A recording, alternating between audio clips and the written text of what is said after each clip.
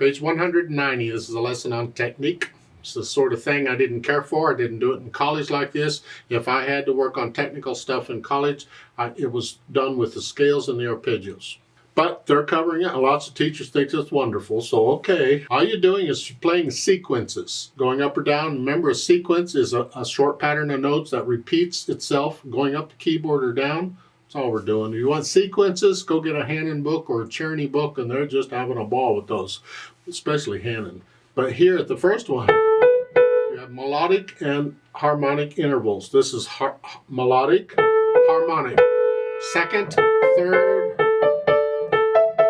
and now once I get here, I'm using 5 for the rest. I just did an A minor scale.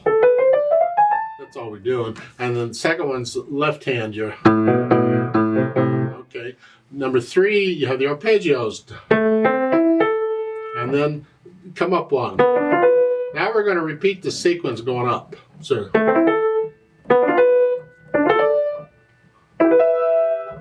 And it's just one. It's just the chord and the double every time.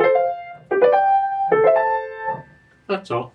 And the left hand's doing the same thing, except it's 4th finger now on that, not 3rd.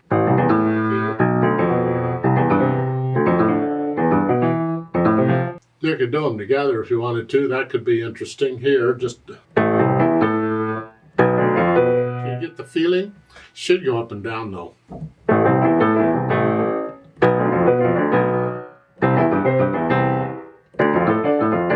You're not always just going to be going up. You got to go down too. And then for 5 and 6, it's harmonic intervals of a 6th, and you're just staying there. We're using the notes in A minor, in a harmonic minor, which means all the G's are sharp. So that's why they're doing that. And it's here. Now, sometimes in music, when you have the black keys involved, you'll alter the fingering slightly for the black key. Don't have to. But a lot of times, I'd stay out here so I don't have to come up here. I'd use 2nd finger on it is all. And then 4th finger or 5th finger, whichever one. But it's just, sometimes I use 2nd, 4th. Same thing here. Here. Here. There's different fingerings.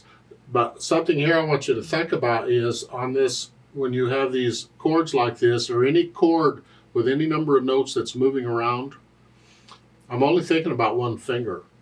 It could be either finger, you just practice both. Let's say a little finger on number 5. It says 1, 2, 3, 4, 1, 2, 3, 4. And then hinging at the wrist, keep the arm still here. I'm just focusing on the little finger, except with the black key, you have to be careful. And the other finger, I'm just holding this position. I'm not thinking about what the thumb's doing. I'm thinking about what the other finger's doing. And as long as I'm working the wrist, it helps me stay relaxed. Because when you want to stay in this position, you'll tense up. And work this. You can't get real tense and work the wrist both. But here, I'm making the adjustment for the black key.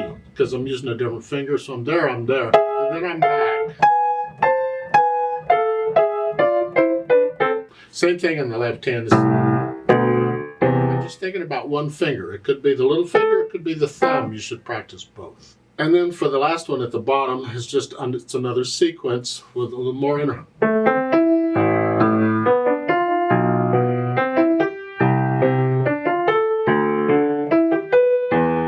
Big deal. They're saying pedal on it. I don't know about the pedal, but again, it's good practice. You want a little extra practice with the pedal because it's important how you use the pedal. Don't just use it willy-nilly or whatever. So I'm going to push the pedal down right after I play the note, that dotted half note. Here, I'm going to lift the pedal as I play the next 8th note.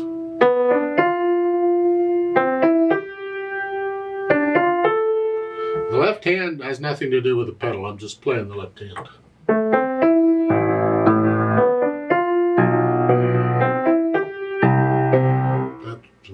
You could play around with the pedal a little bit, experiment, because you need to be aware of the effect the pedal has.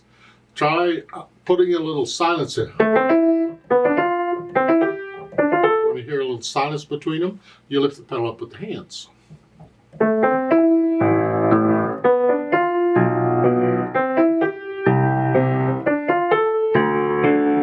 Generally, we would not pedal the eighth notes, the pickup beats here. We'd go to here. But if you did, you could experiment and see what it sounds like.